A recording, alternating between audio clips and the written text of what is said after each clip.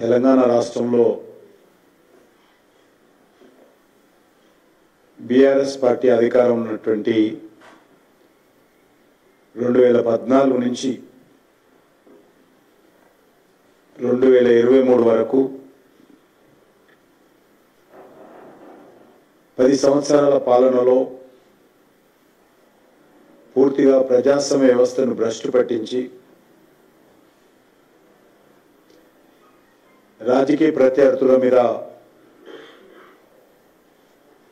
అనేక రకాల అధికార దుర్వినియోగం చేసి కక్ష సాధింపు చర్యలకు పాల్పడిన విషయం మనకందరికీ తెలుసు.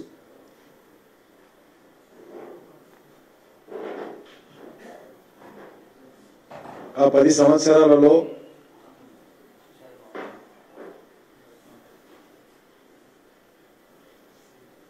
పెద్ద ఎత్తున ఎన్నికైనటువంటి ప్రజాప్రతినిధులను కనీస నైతిక విలువలు లేకుండా పార్టీ ఫిరాయింపుల చట్టానికి తూట్లు పొడిచి ఏ రకంగా పార్టీ ఫిరాయింపులు చేసిందో మనం చూశాము. ఎందుకంటే గతంలో కాంగ్రెస్ పార్టీ అదేవిధంగా ప్రజాభిప్రాయాన్ని ప్రజాస్వామ్యాన్ని కాలరాచి ఒక పార్టీ మీద గెలిచినటువంటి ఎంపీలను ఎమ్మెల్యేలను పార్టీ ఫిరాయింపులకు ప్రోత్సహించి కనీసమైనటువంటి నైతిక బాధ్యత వహించకుండా రాజీనామాలు చేయకుండా పార్టీలో చేర్చుకొని మంత్రి పదవులు ఇచ్చినటువంటి పరిస్థితి ఈ రెండు పార్టీల యొక్క పాలనలో మనం చూశాం.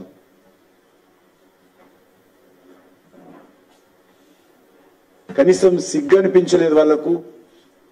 ఈ పార్టీ మీద గెలిచి పార్టీ ఫిరాయింపు చేసి ఇంకో పార్టీ ప్రభుత్వంలో ఏ రకంగా మంత్రి పదవులు వెలగబెట్టారో మన తెలంగాణ రాష్ట్రంలో స్పష్టంగా మనం చూశాం. ఈరోజు కాంగ్రెస్ పార్టీ ప్రభుత్వము తమ దుర్మార్గపు అలవాట్లను అదే విధంగా కొనసాగిస్తూ ఈరోజు అదే విధమైనటువంటి పార్టీ ఫిరాయింపులను ప్రోత్సహించే కార్యక్రమం ఒక ఎజెండాగా పెట్టుకున్నారు. ముఖ్యమంత్రి గారికి ఎజెండా లేదు, ఒకటే ఎజెండా పార్టీ ఫిరాయింపులను ప్రోత్సహించే ఎజెండా చేస్తాం.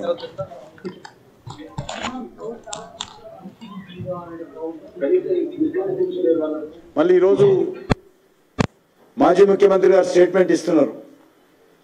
కొంతమంది కుక్కలు నక్కలు పార్టీ ఫిరాయిస్తున్నారు.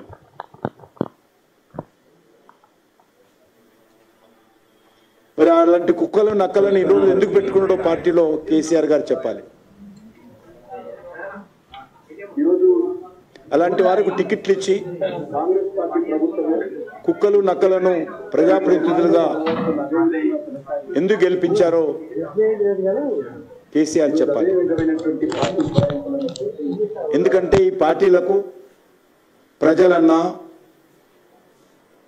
చాలా పవిత్రమైనటువంటి భావనతో ఓట్లు వేసేటువంటి ప్రజాస్వామ్యంలో ఇచ్చేటువంటి తీర్పు అన్నా ఈ రెండు పార్టీలకు విశ్వాసం లేదు.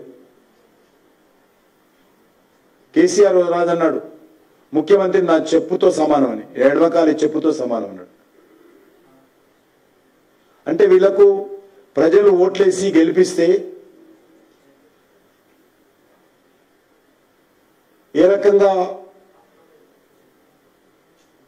ప్రజాభిప్రాయాన్ని కాలరాచే విధంగా అవమానం చేసే విధంగా వ్యవహరిస్తూ ఉన్నారో గతంలో కేసీఆర్ హయాంలో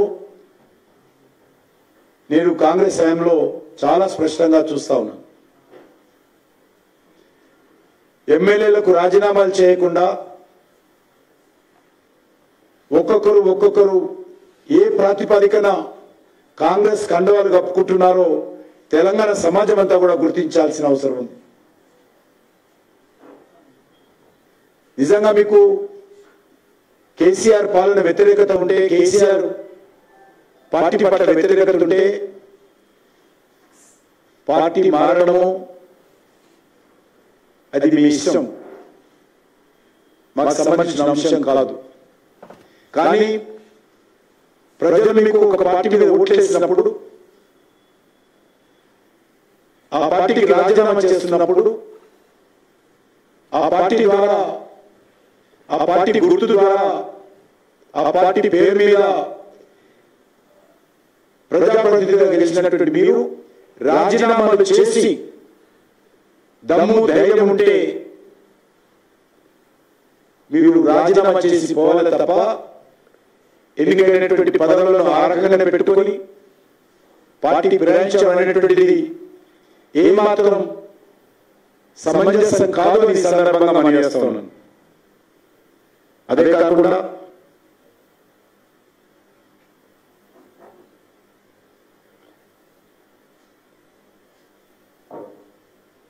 టిఆర్ఎస్ ప్రభుత్వ హయాంలో జరిగినటువంటి ఫోన్ ట్యాపింగ్ వ్యవహారం పైన జరుగుతున్నటువంటి విచారణలో అనేక భయంకరమైనటువంటి అంశాలు ఈరోజు పత్రికల్లో వస్తూ ఉన్నాయి. ఇది చాలా తీవ్రమైనటువంటి అంశం. ఇది అధికారాన్ని అడ్డం పెట్టుకొని పూర్తిగా బీఆర్ఎస్ ప్రభుత్వము, కేసీఆర్ కుటుంబము ఏ రకంగా బరి తెగించి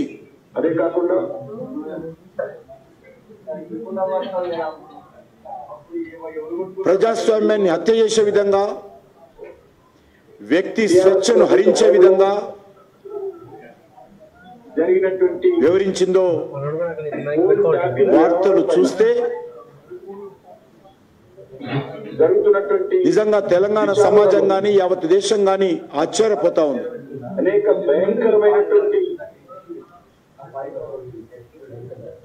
అంశాలు పత్రికల్లో వస్తాయి.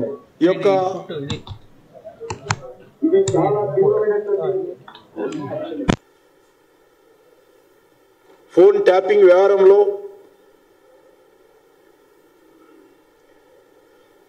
సీనియర్ పోలీస్ అధికారులుగా బాధ్యతలు నిర్వర్తిస్తూ వాళ్ళు చేసినటువంటి అక్రమ వ్యవహారాలు ఒక్కొక్కటి ఈరోజు దర్యాప్తులో బయటపడతా ఉన్నాయి.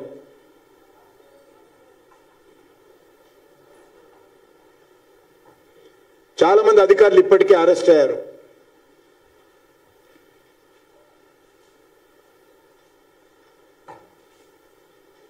ఆనాటి ముఖ్యమంత్రి,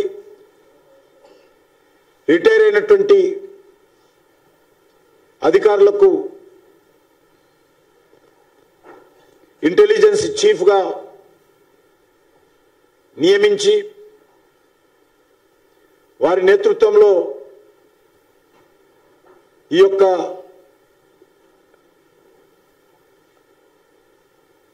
వ్యవహారాన్ని నడిపిన విషయము మనకందరికీ తెలుసు.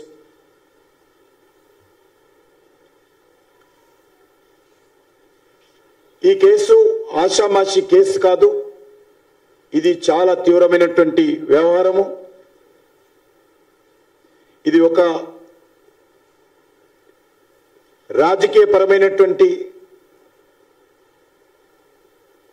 కక్ష సాధింపు చర్య మాత్రమే కాదు, రాజకీయపరమైనటువంటి లబ్ధి పొందడం కోసం చేపట్టినటువంటి ఫోన్ ట్యాపింగ్ వ్యవహారం మాత్రమే కాదు, ఇందులో వ్యక్తిగత గోప్యత,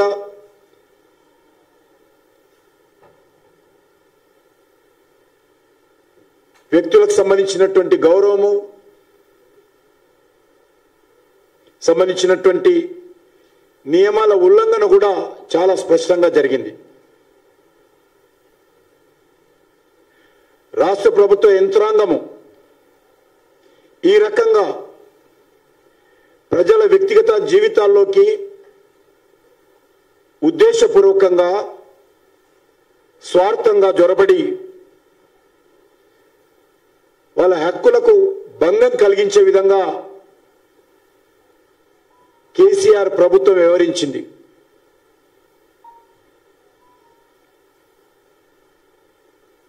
రెండు 2018 శాసనసభ ఎన్నికల్లో,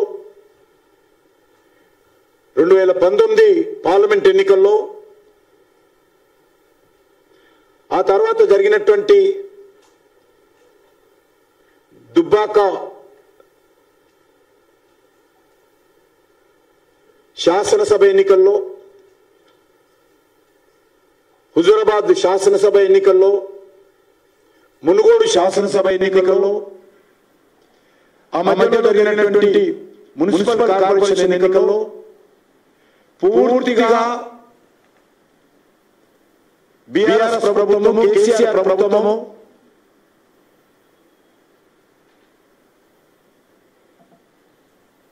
ఎలక్షన్ కమిషన్ నియమావళికి విరుద్ధంగా, ఎలక్షన్ కమిషన్ యొక్క ఆదేశాలను ఉల్లంఘిస్తూ వైలేట్ చేస్తూ ఆ రోజు బీఆర్ఎస్ ప్రభుత్వం వివరించింది. ముఖ్యంగా ప్రతిపక్ష పార్టీలకు సంబంధించినటువంటి ఫోన్లను ఇష్టారాజ్యంగా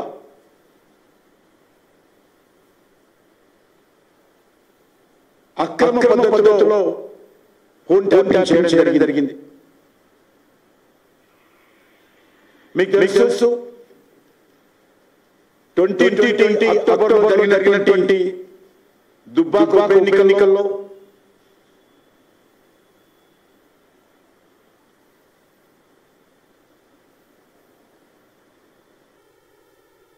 ఆ తర్వాత హుజూరాబాద్ లో జరిగినటువంటి ఉప ఎన్నికల్లో మా పార్టీ అభ్యర్థుల ఫోన్లు, మునుగోడులో జరిగినటువంటి ఉప ఎన్నికల్లో కూడా మా పార్టీ నాయకుల ఫోన్లు ట్యాప్ చేసినట్టు ఈరోజు పోలీసులు నివేదికలో తెలుస్తా ఉంది.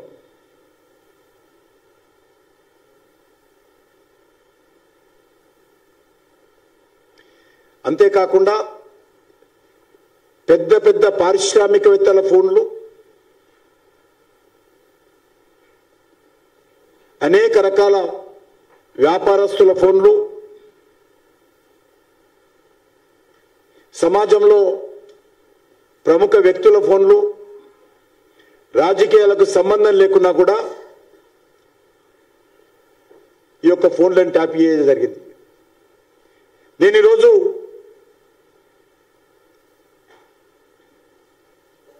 ఈ విషయం పైన ఆనాటి ముఖ్యమంత్రిని ప్రశ్నిస్తా ఉన్నాను. దీనికి కారణం ఎవరని అడుగుతా ఉన్నాను.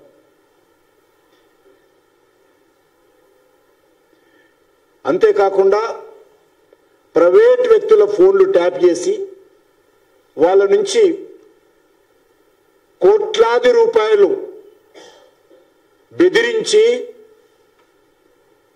భయపెట్టించి వసూలు చేశారనే విషయాన్ని కూడా ఈరోజు పోలీస్ అధికారుల ద్వారా దర్యాప్తులో బయటపడతా ఉంది.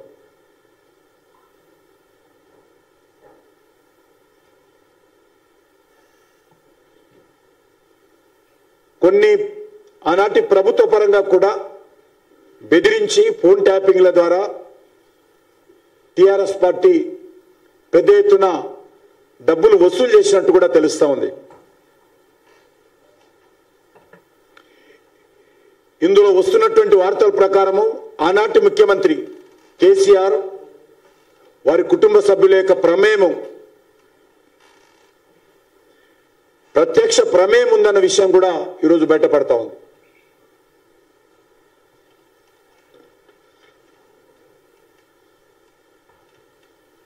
ఇది చాలా తీవ్రమైనటువంటి అంశము. దీని ఫలితాలు కూడా చాలా తీవ్రంగా ఉంటాయి.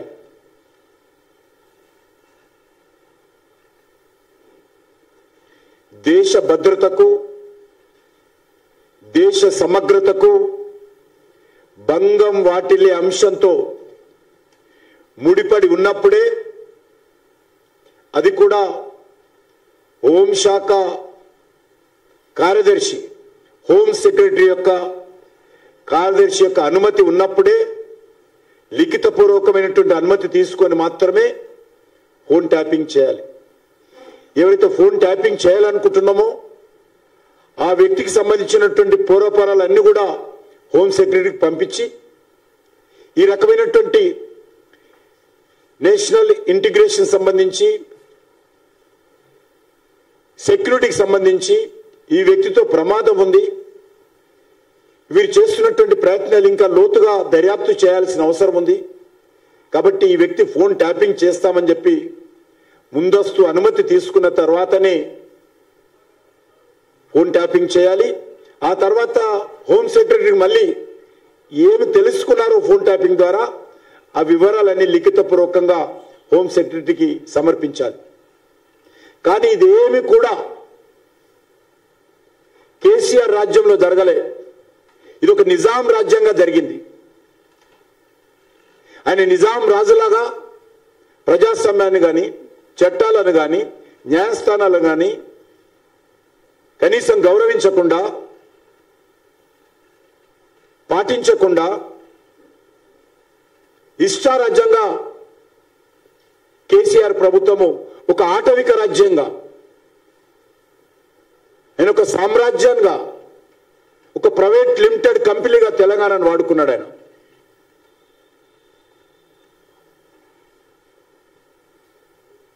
ఇది పూర్తిగా ప్రజాస్వామ్య విలువలకు సంపూర్ణంగా విఘాతం కలిగించే విధంగా వ్యవహరించాడు. ఇది ప్రభుత్వమే గుట్టు చప్పుడు కాకుండా చేస్తున్నటువంటి దోపిడీకి నిదర్శనమని మనవి చేస్తా ఉన్నాను.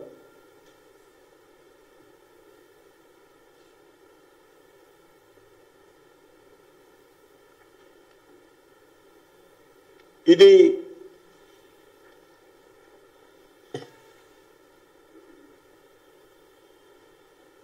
దేశ సమగ్రతకు మాత్రమే భంగం కలిగించేటువంటి వ్యక్తుల ఫోన్లు ట్యాపింగ్ చేయాల్సినటువంటి ప్రభుత్వము ఈ ట్యాపింగ్ చేయడం ద్వారా ఈ ప్రభుత్వమే దేశ సమగ్రతకు దెబ్బతీసే విధంగా వివరించింది.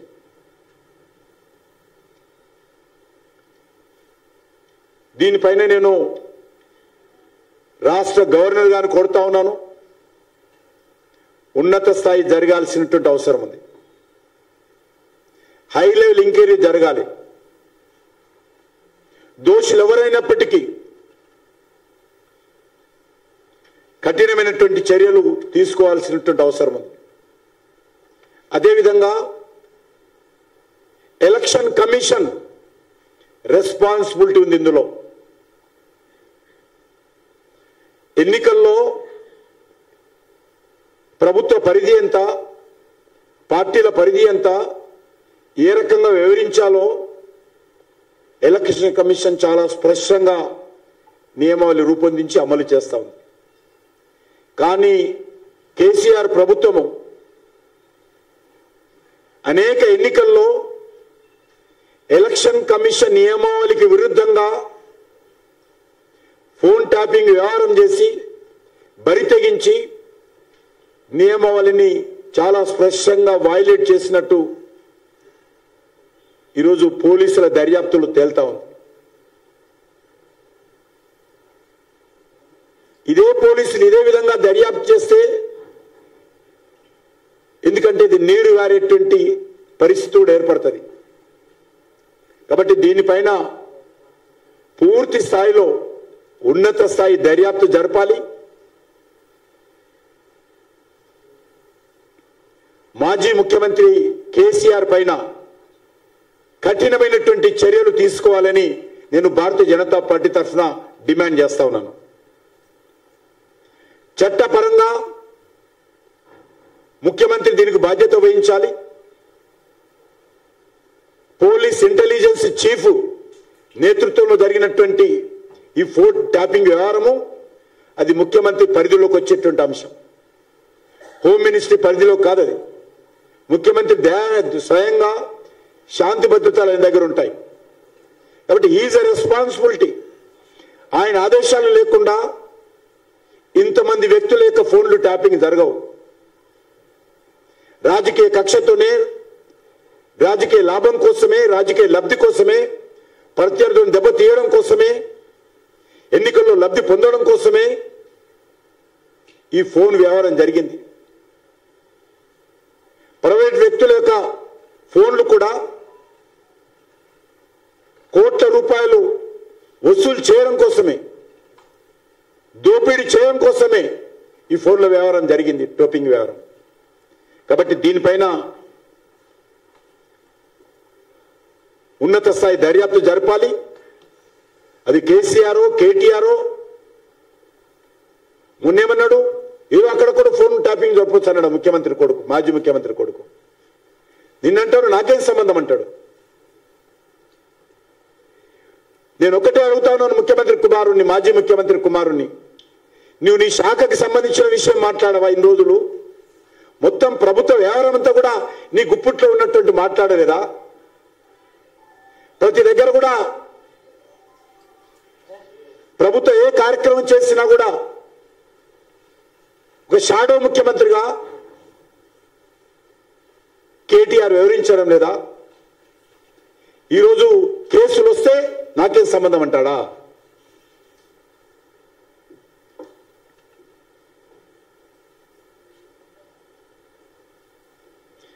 అధికారంలో ఉన్నటువంటి ప్రభుత్వము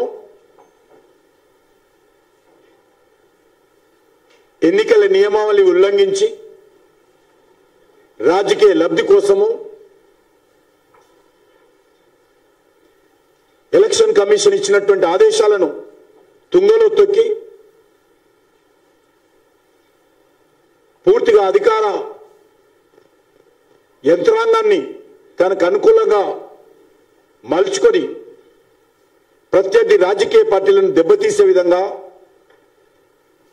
ఓడించే విధంగా వ్యవహారం చేసింది. కాబట్టి ఎలక్షన్ కమిషన్ వెంటనే జోక్యం చేసుకుని బీఆర్ఎస్ పార్టీ యొక్క గుర్తింపు పైన కూడా పునరాలోచన చేయాలని ఈ సందర్భంగా డిమాండ్ చేస్తా ఉన్నా. ఏ మాత్రం ఆ పార్టీకి అర్హత లేదు.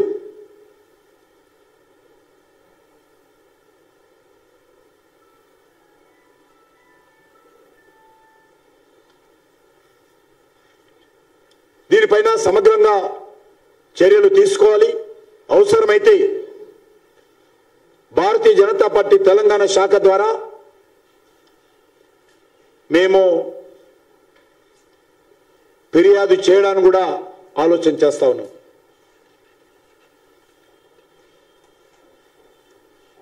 సుమోటోగా తీసుకోవాల్సినటువంటి బాధ్యత ఎలక్షన్ కమిషన్ మీద ఉన్నది. సుమోటోగా తీసుకొని కఠినంగా వివరించాల్సినటువంటి బాధ్యత ఎలక్షన్ కమిషన్ మీద ఉన్నది. కాబట్టి నేను కేంద్ర ఎలక్షన్ కమిషన్ కోరుతా ఉన్నాను, కఠినంగా వివరించాల్సినటువంటి అవసరం ఉంది.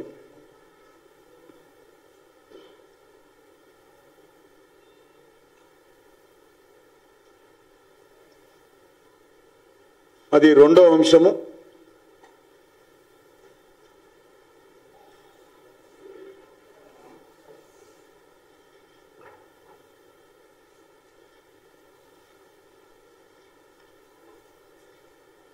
గ్యారంటీల పైన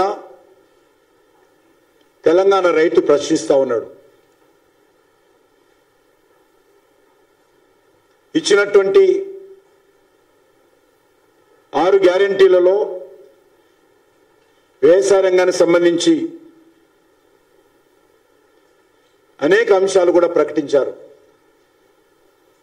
7th May 2023 వరంగల్లో రైతు డిక్లరేషన్ పేరుతో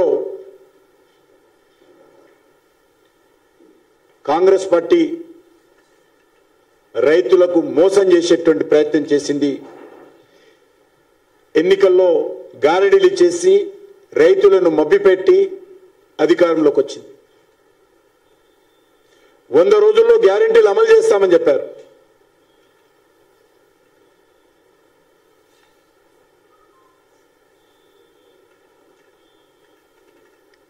ఎకరానికి 15,000 రూపాయలు ఇస్తామని చెప్పారు.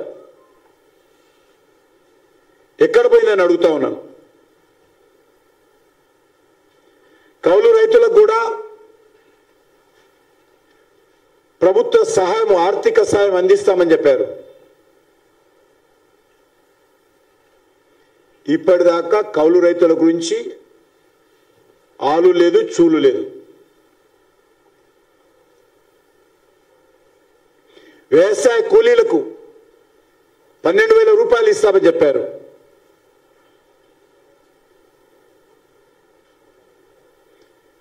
ఇంకా రేవంత్ రెడ్డి ప్రభుత్వానికి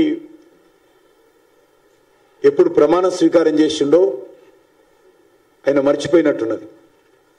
100 రోజులు అయినట్టు, పూర్తి అయినట్టు ఇంకా వారు భావించడం లేదు.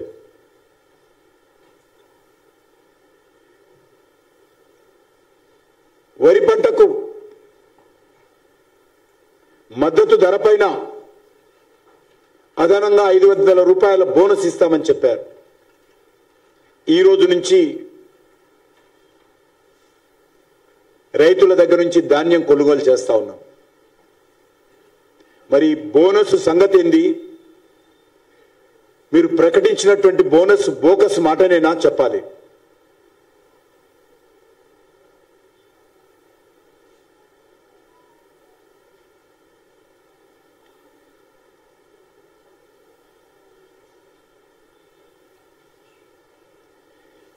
ఎన్నికలకు ముందు ముఖ్యమంత్రి రేవంత్ రెడ్డి గారు చాలా పెద్ద పెద్ద ఉపన్యాసాలు ఇచ్చాడు. రైతులు ఆకట్టుకునే విధంగా అద్భుతమైనటువంటి హామీలు ఇచ్చాడు. ఒకవేళ మీరు ఇప్పటికే రుణాలు కట్టుంటే మళ్ళీ వెంటనే తీసుకోండి. అదనంగా జనవరిలో కాంగ్రెస్ పార్టీ ప్రభుత్వం వస్తుంది. జనవరిలో డిసెంబర్ 9న వస్తున్నాం మేము. డిసెంబర్ 9 నాడే సోనియమ్మ ప్రభుత్వం వస్తుంది. డిసెంబర్లో కొత్తగా తీసుకున్నా కూడా మీ రుణాలు మాఫీ చేస్తామని చెప్పాడు. 2 లక్షలు తెచ్చుకోండి, జనవరిలో డిసెంబర్ 9 నాడు నేను రాగానే మాఫీ చేస్తా. ఇవాళ చంద్రశేఖరరావు ఏమనుకుంటున్నాంటే రుణమాఫీ చేసిన ఓట్లు నాకు పట్టాయని. నేనేం చెప్తున్నా రుణమాఫీ అయిన వాళ్ళందరూ ఎంబడే పోయి మళ్ళీ 2 లక్షల రుణం తెచ్చుకొని డిసెంబర్ 9 నాడు నేను అవి మాఫీ చేస్తా. కాబట్టి రైతులందరికీ నేను విజ్ఞప్తి చేస్తున్నా, ఎంబడే పోయి బ్యాంకు పోయి లోన్లు తెచ్చుకొని వచ్చిన ఎంబడే నేను రుణమాఫీ చేస్తా. ఏ డిసెంబర్ దగ్గర అర్థం కాలేదు. అది 2023 డిసెంబరా లేక 2028 డిసెంబరా? ఏ డిసెంబరో ముఖ్యమంత్రి గారు మరి అది చెప్పలేదు. కాబట్టి ఈరోజు రైతులు కొత్త రుణాలు తీసుకోలేని పరిస్థితుల్లో ఉన్నారు. పాత రుణాలు కట్టకుండా ముఖ్యమంత్రి గారు రైతులకు ఆ రోజు రెచ్చగొట్టి రుణాలు కట్టకుండా మా ప్రభుత్వం వస్తుంది, మేము రుణాలు మాఫీ చేస్తామని చెప్పారు. రైతులు ఎవరు కూడా బ్యాంకులకు రుణాలకు సంబంధించి చెల్లింపులు చేయలేదు. చేయని కారణంగా కొత్త రుణాలు బ్యాంకులు ఇవ్వడం లేదు. ఇప్పుడు ఎవరు బాధ్యత అని అడుగుతా ఉన్నాను. వడ్డీ చక్రవడ్డీల మీద ఎవరు బాధ్యత? నెంబర్ 1.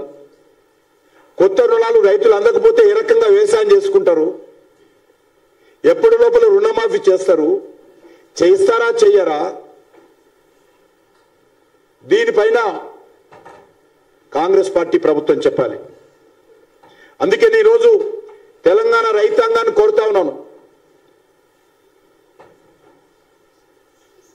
కాంగ్రెస్ పార్టీ రైతులకు ఇచ్చినటువంటి గ్యారంటీల మీద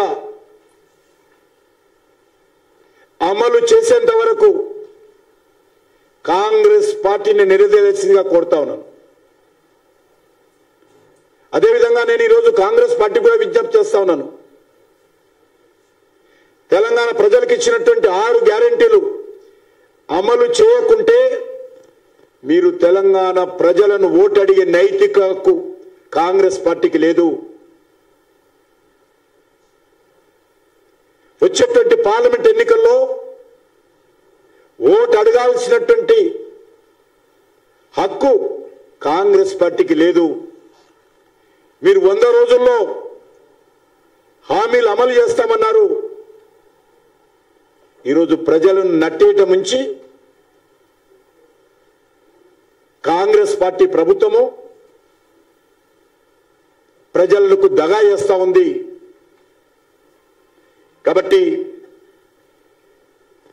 నేను తెలంగాణ రైతులను కోరుతా ఉన్నాను, కాంగ్రెస్ పార్టీ నాయకులు ఎక్కడ కనిపించినా ప్రశ్నించాల్సిందిగా కోరుతా ఉన్నాను.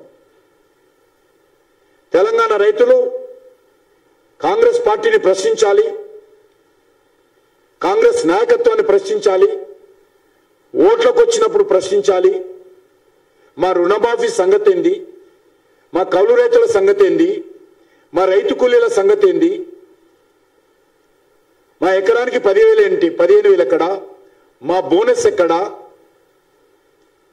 ఓ చేయి గుర్తు చెప్పు అని ప్రతి రైతు కూడా కాంగ్రెస్ పార్టీని ప్రశ్నించాల్సిందిగా నేను తెలంగాణ రైతులకు విజ్ఞప్తి చేస్తా ఉన్నాను. అందుకే రేపు భారతీయ జనతా పార్టీ కిసాన్ మోర్చా ఆధ్వర్యంలో మండల శాఖల ద్వారా మేము సత్యాగ్రహం చేయాల్సిందిగా రైతుల పక్షాన రైతులకు ఇచ్చినటువంటి హామీలు గ్యారంటీలు అమలు చేయాలని డిమాండ్ చేస్తూ ఇప్పటికే రైతులు అనేక రకాల కష్టాల్లో ఉన్నారు. మీ గ్యారంటీల కారణంగా నష్టపోయారు, అప్పులు కట్టలేదు, కట్టొద్దని చెప్పారు, దాని మీద వడ్డీలు చక్రవడ్డీలు పెరుగుతూ ఉన్నాయి, కొత్త అప్పులు బ్యాంకులు ఇవ్వడం లేదు. ఈరోజు దాన్ని అమ్ముకోవాలా అమ్ముకోకూడదా, వారికి బోనస్ ఇస్తారా ఇవ్వరా, దానికి సంబంధించినటువంటి సమస్య. దానికి తోడు ఈరోజు కరువు తన్నుకొస్తా ఉంది, రైతులు ఆందోళన చెందుతా ఉన్నారు, పంటలు ఎండిపోతా ఉన్నాయి, భూగర్భ జలాలు అడుగంటిపోతా ఉన్నాయి, బోరుబావుల్లో చుక్క నీరు లేదు, పశువులకు పశుగ్రాసం లేదు. ఈరోజు రాష్ట్ర ప్రభుత్వము పశువులకు నీరు ఇచ్చేటువంటి పరిస్థితి ఉందా అని అడుగుతా ఉన్నాను. కాబట్టి అన్ని రకాలుగా రైతాంగాన్ని ఆదుకోవాలని డిమాండ్ చేస్తూ భారతీయ జనతా పార్టీ ద్వారా రేపు మేము సత్యాగ్రహం చేపడుతున్నాం. మా కిసాన్ మోర్చా ఆధ్వర్యంలో, రైతు విభాగం ఆధ్వర్యంలో ఈ ప్రభుత్వాన్ని తెలంగాణ రైతు తరఫున ప్రశ్నించేటువంటి కార్యక్రమానికి రేపు శ్రీకారం చుడతా ఉన్నాం.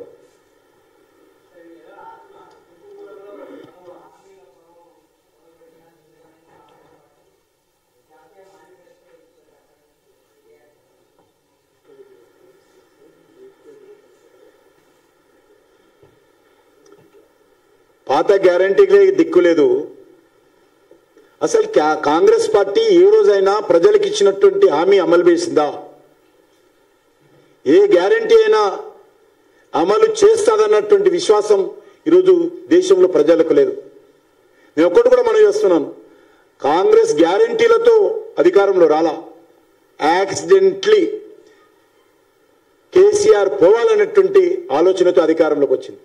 కాబట్టి రేపు మీరు జాతీయ స్థాయిలో ఇచ్చినటువంటి హామీలు ఇచ్చినప్పటికీ, మరొక హామీ ఇచ్చినప్పటికీ తెలంగాణ ప్రజల దగ్గర ఓటు అడిగే నైతిక హక్కు కాంగ్రెస్ పార్టీకి లేదు. మీరు గత శాసనసభ ఎన్నికల్లో ఇచ్చినటువంటి 422 423 ఏవైతే హామీలు ఉన్నారో హామీల పైన ప్రతి ఒక్క హామీ పైన స్పష్టమైనటువంటి వైఖరి తెలంగాణ ప్రజలకు చెప్పండి. గ్యారంటీలు ఎందుకు అమలు చేయలేదో. కాబట్టి ఈరోజు తెలంగాణ రైతులు, తెలంగాణ ప్రజలు ప్రశ్నిస్తున్నారు. కాబట్టి ఈ పార్టీకి, కాంగ్రెస్ పార్టీకి వచ్చే పార్లమెంట్ ఎన్నికల్లో ఓట్లు అడిగేటువంటి నైతిక హక్కు లేదని మనం చేస్తా ఉన్నాం.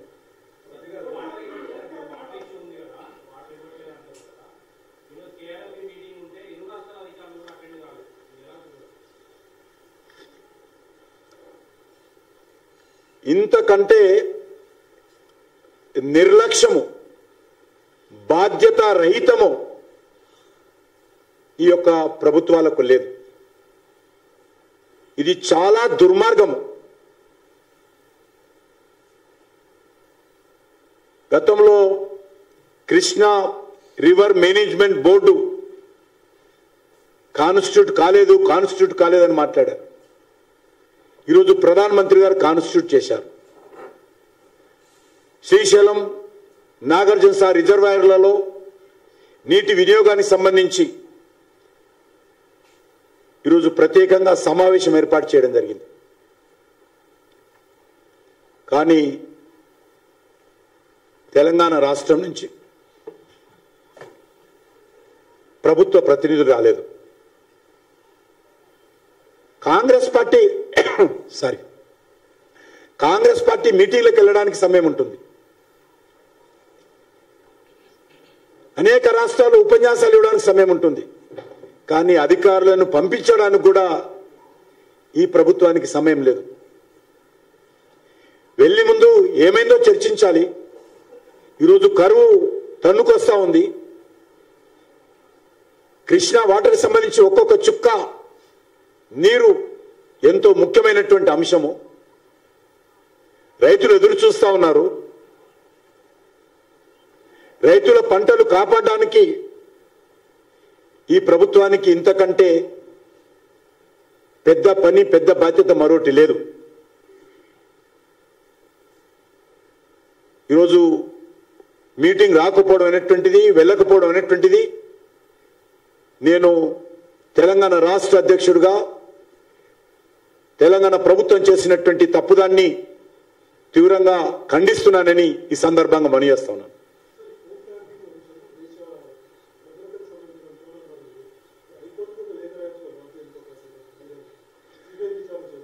తప్పకుండా హైకోర్టుకనే కాదు, నేను గవర్నర్ కూడా కలుస్తాం. మీరు చెప్పినట్టు నేను మా పార్టీలో చర్చించి గవర్నర్ కలుస్తాము. అవసరమైతే కేంద్ర ఎలక్షన్ కమిషన్ బాధ్యత కూడా ఉంది. ఎలక్షన్స్ అప్పుడు వైలేట్ చేసింది ఆనాటి ప్రభుత్వము, పార్టీ. దానికి సంబంధించి ప్రభుత్వ దర్యాప్తులో చేరింది, తేల్తా ఉంది. కాబట్టి దీనిపైన సుమోటోగా కూడా ఎలక్షన్ కమిషన్ చర్యలు తీసుకోవాల్సినటువంటి బాధ్యత ఉంది. నిష్పక్షపాతంగా ఎన్నికలు నిర్వహించాల్సినటువంటి ఎలక్షన్ కమిషన్ కూడా కళ్ళు గప్పి దుర్మార్గంగా ఆ రోజు కేసీఆర్ కుటుంబం వివరించింది. అనేక ఎన్నికల్లో, ఈరోజు మునుగోడు ఎన్నికల్లో ఓడించడం కోసం, లేక హుజూరాబాద్ ఎన్నికల్లో బీజేపీని ఓడించడం కోసం పోలీసు వాహనాలలో పార్టీ డబ్బును ఓటర్లకు పంపిణీ చేసినటువంటి దుర్మార్గము ఈరోజు ప్రభుత్వ దర్యాప్తులో తేలింది. ఇదంతా కూడా ఫోన్ ట్యాపింగ్ ద్వారానే జరిగిందనే విషయం ఈరోజు పోలీస్ అధికారులు ఎవరైతే నేరాలు ఒప్పుకుంటున్నారో, ఇంతకంటే ఎలక్షన్ కమిషన్కు మరొక ఆధారాలు అవసరం లేదు. కాబట్టి తప్పకుండా మేము ముందు ప్రజాస్వామ్యబద్ధంగా వ్యవస్థలను విజ్ఞప్తి చేస్తా ఉన్నాం. ఆ వ్యవస్థలు స్పందించకపోతే తప్పకుండా దీనిపైన మరి ఇతర అంశాలను కూడా మీరు చెప్పినట్టు మేము ఆలోచిస్తామని మనవి చేస్తా ఉన్నాం.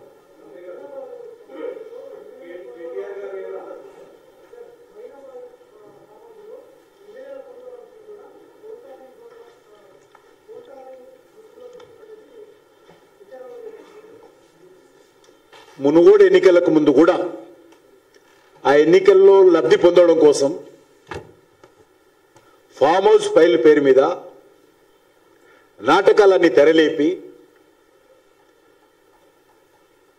వాళ్ళే మాట్లాడి, మా పార్టీ నాయకులు ఎవరు లేరు, టిఆర్ఎస్ పార్టీ నాయకులే సూత్రధారులు, టిఆర్ఎస్ పార్టీ నాయకులే పాత్రధారులు, టిఆర్ఎస్ పార్టీ నాయకులే మాటల రచయితలు, టిఆర్ఎస్ పార్టీ నాయకులే డైరెక్ట్ చేశారు. ముఖ్యమంత్రి సూత్రధారుడు,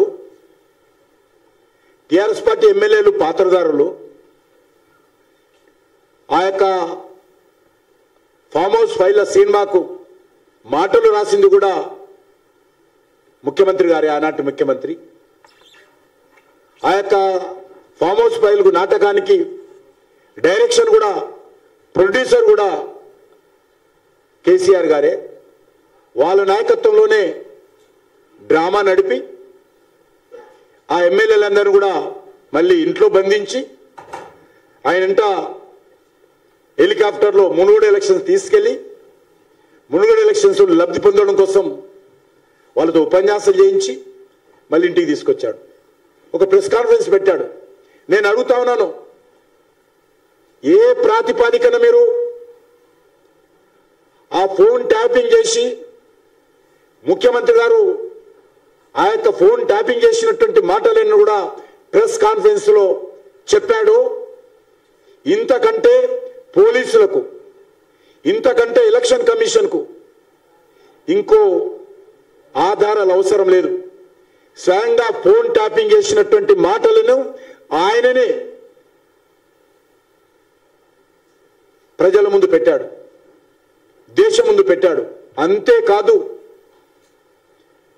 అన్ని న్యాయస్థానాలకు సంబంధించి అన్ని రాష్ట్రాల న్యాయస్థానాల చీఫ్లకు కూడా పంపించాడు. అన్ని మీడియా హెడ్స్ కు పంపించాడు, అన్ని మీడియా సంస్థలకు పంపించాడు. ఇదొక్కటి సాక్ష్యం చాలు కేసీఆర్ మీద చర్య తీసుకోవడానికి. ఈ ఒక్క సాక్ష్యం చాలు. ఆయన స్పష్టంగా పెట్టాడు, ఎవరు చెప్పలే. ఆకాశం బద్దలవుతుంది ఈరోజు, లేదా భూమి బద్దలవుతుంది అన్నాడు. అర్థం కాదు నాకు, ఏదో అనమాట అన్నాడు. భూమి బద్దలవుతుంది, ఆకాశం ఊడిపడుతుంది, చూడండిగా మీరు ధైర్యంగా చూడండి, గుండెలు ధైర్యంగా పెట్టుకొని చూడండి, నేను చూపిస్తున్న సినిమా అని చెప్పి ఆ రోజు అక్రమ వీడియోలు చూపించడం జరిగింది. కాబట్టి ఇంతకంటే ఇంకోటి అవసరం లేదు. ఫోన్ ట్యాపింగ్లు చేసినటువంటి, బయట పెట్టినటువంటి వ్యవహారము ముఖ్యమంత్రి గారు స్వయంగా చేశారు. కాబట్టి ఇవన్నీ ఎవరు చేశారో అర్థం చేసుకోవచ్చు. ముఖ్యమంత్రి ఆదేశంతో జరిగింది అని చెప్పడానికి ఇంతకంటే ఇంకొక ఆధారం అవసరం లేదు.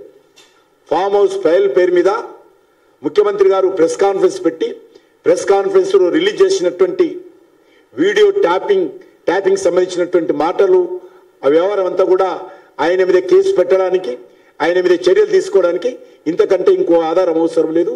కాబట్టి నేను దర్యాప్తు సంస్థలను, న్యాయస్థానాన్ని, ఎలక్షన్ కమిషన్ను, గవర్నర్ను అందరూ కూడా విజ్ఞప్తి చేస్తా ఉన్నాను, సుమోటోగా చర్యలు తీసుకోవాల్సిందిగా కోరుతా ఉన్నాను. నేను చెప్పాను కదా, ఇప్పుడు చెప్పాను, డెఫినెట్గా దాని మీద ఆలోచన చేయాలని చెప్పాను. అసలు బీఆర్ఎస్ పార్టీ రాజకీయ పార్టీగా వ్యవహరించేటువంటి అవకాశం ఉందా లేదా, రద్దు చేసే అవకాశం ఉంటే దాని మీద ఆలోచించాల్సిందిగా డిమాండ్ చేస్తాను.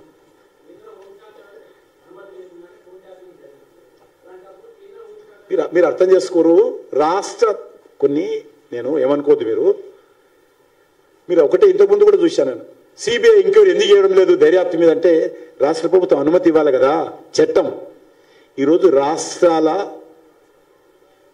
సంబంధించినటువంటి హోం సెక్రటరీల అనుమతితో దర్యాప్తు చేసుకునేటువంటి అవకాశం ఉంది చట్టంలో. కేంద్ర హోంశాఖ అనుమతి అవసరం లేదు.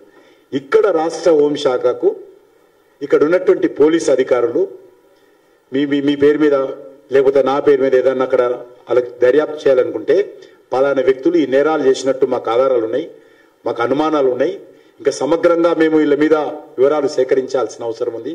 కాబట్టి వ్యక్తులకు సంబంధించినటువంటి ఫోన్లు మేము ట్యాపింగ్ చేస్తాము, ఇది ఫోన్ నెంబరు, ఇది ఫలానా కంపెనీ ఫోన్ నెంబరు, కాబట్టి ఈ ఫోన్ నెంబర్ ట్యాప్ చేస్తే అనుమతి ఇవ్వాలని హోమ్ సెక్రటరీ దగ్గర ముందే అనుమతులు తీసుకొని దర్యాప్తు చేయాలి రాష్ట్ర ప్రభుత్వాలు, వాళ్ళ హోమ్ సెక్రటరీ, పోలీసులు. కాబట్టి ఎంతమంది ఫోన్ల మీద అనుమతులు తీసుకున్నారు, ఈ మూట, ఈ దొంగల మూట అనేది తేలాలి.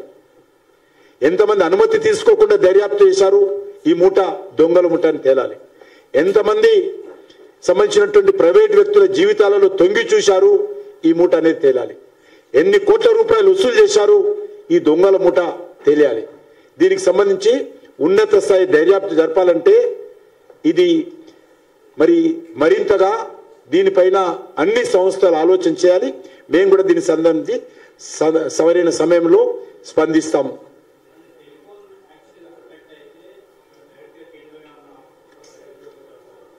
అది కూడా కేంద్ర ప్రభుత్వం కూడా ఆలోచించాలి. డెఫినెట్గా అది కేంద్రానికి సంబంధించినటువంటి చట్టాలు కనుకొని నేను కూడా ఇది అవసరమైతే కేంద్ర ప్రభుత్వాన్ని కూడా రాష్ట్ర భారతీయ జనతా పార్టీ శాఖ ద్వారా మేము కేంద్ర ప్రభుత్వాన్ని కూడా విజ్ఞప్తి చేస్తాం.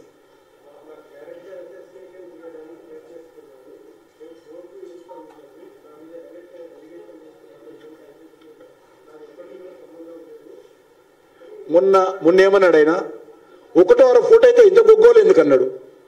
ఆయన అన్నాడు కదా, యాక్సెప్ట్ చేశాడు కదా, ఏదో అయి ఉంటుంది, దానికి ఇంత గొడవ ఎందుకు అన్నాడు. నిన్నంటాడు నాకేం సంబంధం అంటాడు. మొన్న ఎందుకన్నావు మరి నువ్వు? మొన్ననే అనాలి కదా మాట, నాకు సంబంధం లేదని. 1వ జరిగితే అంటే అది నీకు తెలిసినట్టే కదా, నీకు తెలిసి జరిగినట్టే కదా. నువ్వు ఆ రోజు ఒక మంత్రిగా వ్యవహారం చేయలే, ఒక షాడో ముఖ్యమంత్రిగా వ్యవహారం చేసావు. అన్ని శాఖలకు సంబంధించి ఎదుగునయ్యా తగులుదమ్మా అని ఉరికొస్తుంది కదా, ప్రతి దాంట్లో మాట్లాడుతుంది కదా. నువ్వు పెద్ద హీరోగా వస్తుంది కదా, అన్ని విషయాల్లో మాట్లాడుతుంది. ఈరోజు తప్పించుకుంటావా? కాబట్టి కాంగ్రెస్ పార్టీ తప్పించే ప్రయత్నం చేసినా మేము వదిలే ప్రసక్తి లేదు ఈ విషయంలో. Like, share, subscribe.